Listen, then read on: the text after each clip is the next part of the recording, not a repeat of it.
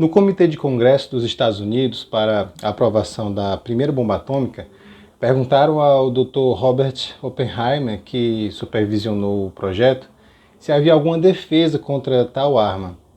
Ele respondeu, certamente, e diante do silêncio do público, ele acrescentou, ela é a paz.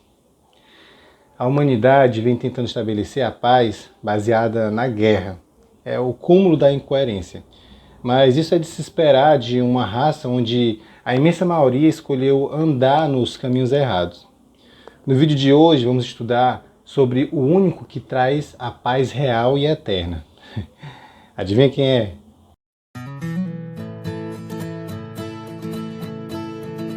Olá irmãos e irmãs, mais uma vez estamos aqui no canal Farol 7. Eu sou Sami Paiva e o tema de hoje é O Nobre Príncipe da Paz. O texto em destaque é um texto muito conhecido que está no livro de Isaías, no verso 6, que fala assim: Um menino nos nasceu, um filho se nos deu, o governo está sobre os seus ombros, e o seu nome será Maravilhoso Conselheiro, Deus Forte, Pai da Eternidade, Príncipe da Paz. No final do capítulo 8 de Isaías, vemos que fala sobre a condição desesperadora daqueles que abandonaram o caminho de Deus e seguiram o ocultismo.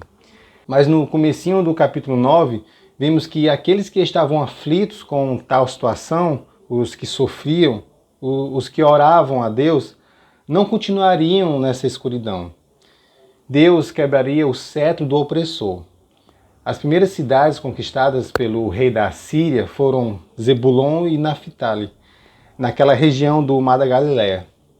Porém, Isaías fala também que uma grande luz iria resplandecer daquela região, trazendo a alegria e acabando com a opressão. Irmãos, não foi por acaso que Jesus escolheu a região da Galileia para começar seu ministério. Como dizia Albert Einstein, Deus não joga dados para governar o universo. Ele é onisciente e já tem tudo planejado. Correção. Perfeitamente planejado. Ele fez isso porque estava escrito. Ele estava cumprindo a profecia. Jesus é o servo fiel. Fiel é sinônimo de obediente. E ele é obediente à vontade de Deus, aos propósitos de Deus, à lei de Deus. Ele mesmo disse isso em Mateus 5, no verso 17. Olha lá depois. Quando lemos Mateus 4, do verso 12 ao 25, a própria Bíblia, a inspiração divina, diz que Jesus estava cumprindo a profecia dita em Isaías 9, no verso 1 e 2.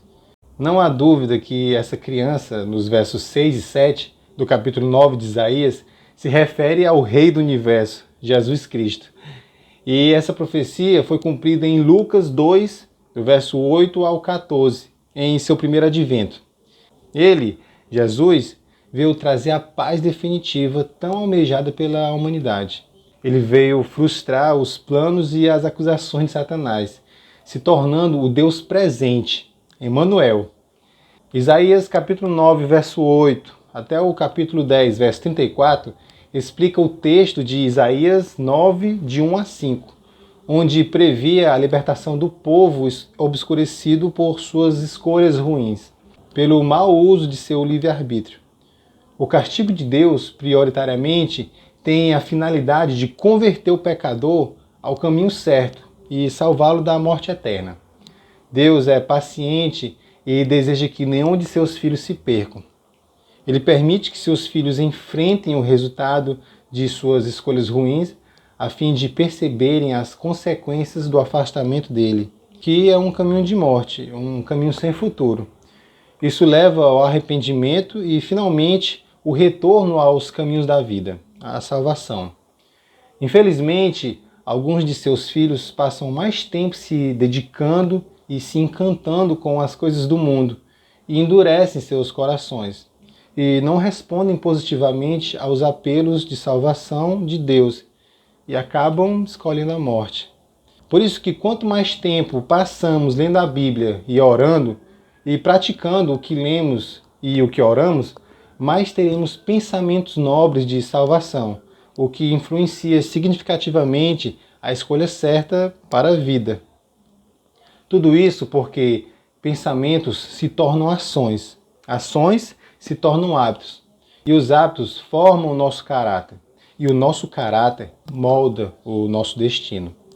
Nós somos o que pensamos. Quando lemos o capítulo 11 de Isaías, sabemos com certeza que o texto fala de Jesus, principalmente nos versos 2 ao 5, onde fala de seus santos atributos, sua forma correta de julgar.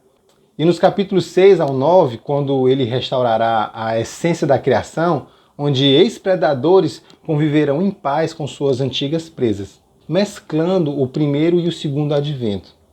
Porém, os versos 1 e 10 deixam a gente um pouco intrigado, pois no verso 1 diz que um rebento, um descendente, sairá da família de Jessé, o pai de Davi. E no verso 10 já se refere à raiz, um ancestral do mesmo Jessé. Como alguém pode ser ancestral e descendente ao mesmo tempo? Veja aqui, irmão. Em Lucas 3, no verso 38, nos fala que Deus, que é Jesus, criou Adão. Depois veio Sete, e depois Noé, depois Sem, depois Abraão, Isaac, Jacó, Judá, depois Jessé, Davi, Salatiel, Eli, José e depois Jesus. Entendeu? Jesus é a raiz e o ramo, o ancestral e o descendente, o princípio e o fim. Ele é o Pai da eternidade. Amém? O capítulo 12 de Isaías é um salmo de louvor e gratidão pela salvação proporcionada por esse Deus maravilhoso. Do mesmo jeito que Moisés cantou agradecido pela fuga do Egito, um dos remanescentes entoará essa linda canção no dia da vitória. Interessante que Isaías quase que entrega o nome do Messias. No verso 2 de Isaías 12, é dito: Deus é minha salvação. E o nome de Jesus significa o Senhor é salvação. Jesus não apenas realiza a salvação, ele é a própria salvação. A presença do Santo de Israel em nosso meio é tudo para nós. Emanuel, Deus é conosco. Ele não apenas faz milagres, ele é o milagre. Ele é o Deus que se fez carne e habitou entre nós. Ele não apenas traz a paz, ele é a paz. Amém? Irmãos, esse foi o vídeo dessa semana. Mais uma vez eu falo a vocês que se você ficou com alguma dúvida ou pensa diferente, envie aí seus comentários aí, que eu dou uma olhada e a gente troca uma ideia. E fiquem com Deus e até a próxima semana.